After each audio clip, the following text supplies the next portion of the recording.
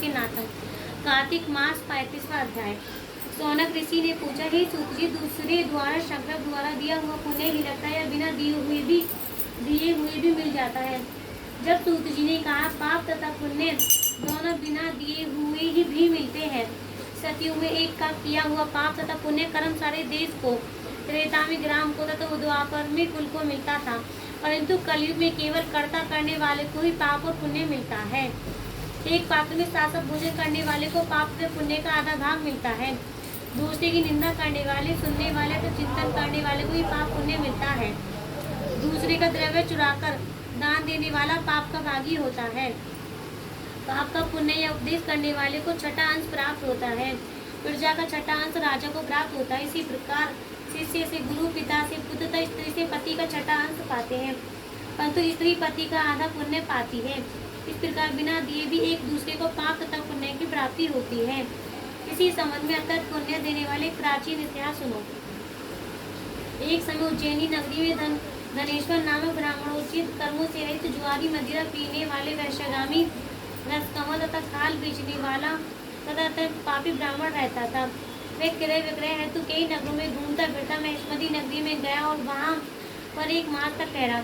एक दिन नर्मदा नदी के तट पर उसने जप तप करने वाले ब्राह्मणों को पूजन तथा सायंकाल शिव जी का दीदार महोत्सव भी देखा। उसी रात्रि को एक सर्प से काट लिया तथा कुछ मनुष्यों ने उसके मुख में तुलसी दल का तथा नर्मदा का जल डाला। उसके पश्चात उसकी मृत्यु हो गई। यमदूत उसे मारती पीटती हुई यमराज को पास ले गए। यमलोक में चित्रगुप्त ने क्रोध भरी दृष्टि से उसकी ओर देखते हुए यमराज से कहा, महाराज, यह बड़ा पापी है, इसने जीवन भर एक भी सत्कर्म नहीं किया है। यमराज ने कहा कि पहले इसे खोलते हुए तेल के कड़ाह में डालो, इसके बाद मधुगुरों के मार लगाकर कुंदीपा नगर में डाल दो। परंतु जब उसे खोलते हुए तेल में डाला गया तो केवल एकदम शीतल हो गया। जब यह बात यमराज ने आश्चर्यचकित हुआ। ठीक उसी समय नारद यमराज की सभा में आ पहुंचे। तब यमराज के पहुंचने पर नारद जी का धनेश्वर महापापी होने पर भी कार्तिक मास का व्रत करने वालों के सत्संग के प्रभाव से पुण्य हो गया है।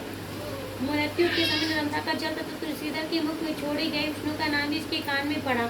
बस इसी कारण इसके सारे पाप श्रेय हो गए। इतना कहकर नाग ब्रह्मा जी लोग को चले गए। इसके पश्चात धनेश्वर कुबेर का अनुगामी धनयज्ञ हुआ। इसके नाम से अयोध्या नगरी में भगवान गदाधर नाम का तीर्थ विख्यात हुआ।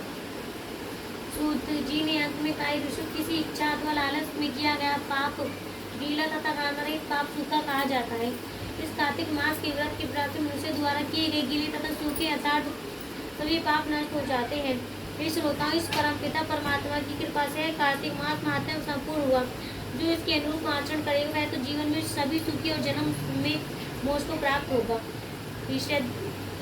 श्रद्धापूर्वक इसको पढ़ने, सुनने और सुनाने वाले व्यक्ति पुण्य फल प्राप्त करेगा। जय श्री कृष्ण।